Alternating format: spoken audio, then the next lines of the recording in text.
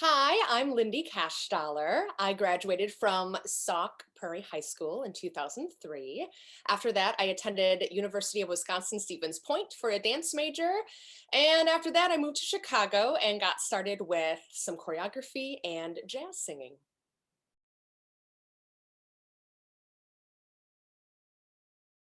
Younger Lindy, definitely always enjoyed dancing a lot. I don't remember the first age that I was getting into it.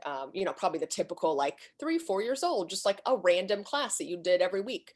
Um, and even though I enjoyed that, there was still some shyness that I had in general in public, and it kind of started to take me out of my shell a little bit, which was helpful.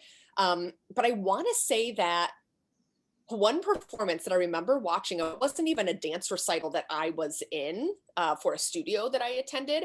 It was when I was in elementary school and I attended St. Al's, and there was a dance troupe that came from a Madison school. I don't know if it was elementary, middle, high school, whatever it was. But they came in, and I think it was a group of girls, and they had choreography to Destiny's Child song, No, No, No. And I remember sitting in this gymnasium and my hands were on my shoulders and or on my knees and I was leaning forward and I was like, oh my God, this dance is amazing. This is wonderful. And all the confidence they had, and they danced really well together. They were great dancers. So seeing how much I enjoyed that performance, I was like, oh, okay, I want to give that to other people. So I feel like that kind of locked me into dance being my thing. When I moved to Chicago, my focus was to hopefully get into more singing, mainly because going to school for dance, having multiple hours of dance classes a day, I was kind of burnt out on that. So I didn't focus on moving to Chicago to start a dance career.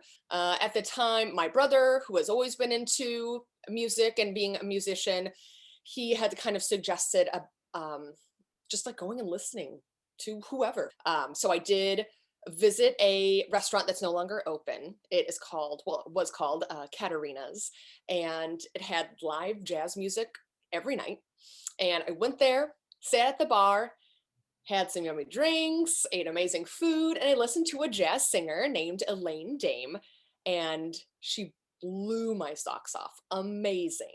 And I soon just like dived so deep into the jazz world and figured out what jazz vocalists from the past that I loved so much, why I loved them, what I could kind of pull from their storytelling, from their tones, from their vibrato.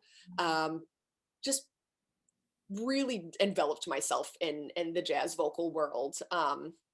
I got my first few gigs and it was crazy exciting. I teamed up with a guitarist who was, I don't want to say he was like he was not new to jazz, but just kind of out of college with it. So we kind of just blossomed together and we became a duo.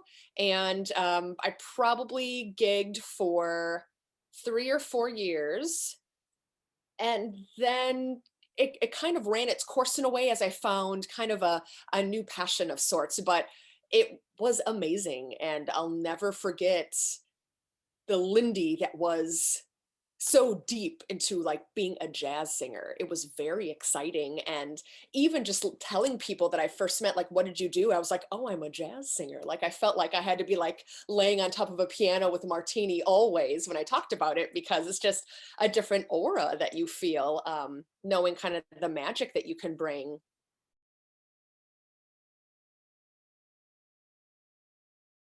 I ended up just one day looking for a dance class, just so myself, I could just start moving again.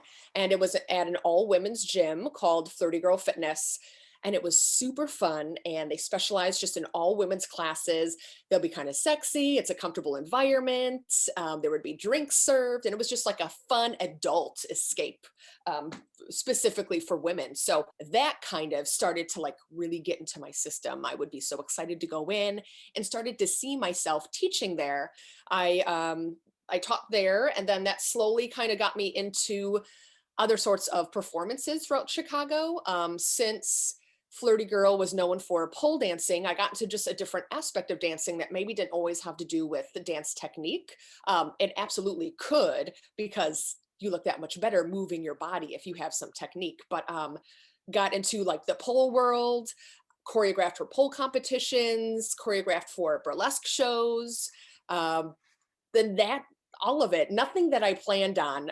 I didn't sit there as a little girl being like, I can't wait to pole dance. But turns out it's amazing and it feels great. So still now, sometimes I'm surprised with the route that dance and choreography did take me into, but it's wonderful and it's so interesting and so rewarding.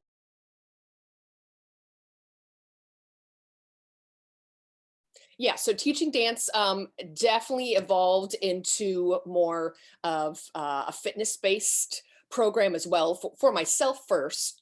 I wanted to make sure that I was literally strong enough to teach all the things I wanted to in pole dance class and just to give myself more endurance.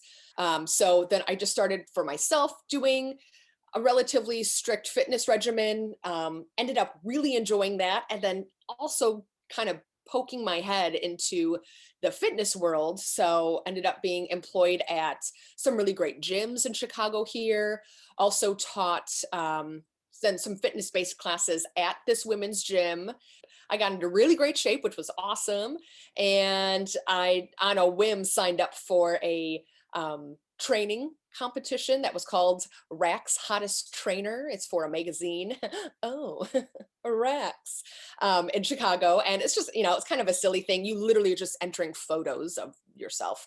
But I got to have like a mini photo shoot because I was selected to run in the competition. And then I won because I had amazing abs and my body looked great and strong, which in the end is number one, that especially being a woman, you're able to feel like you are physically powerful. And I absolutely felt that way. And it was great to allow others to feel that too.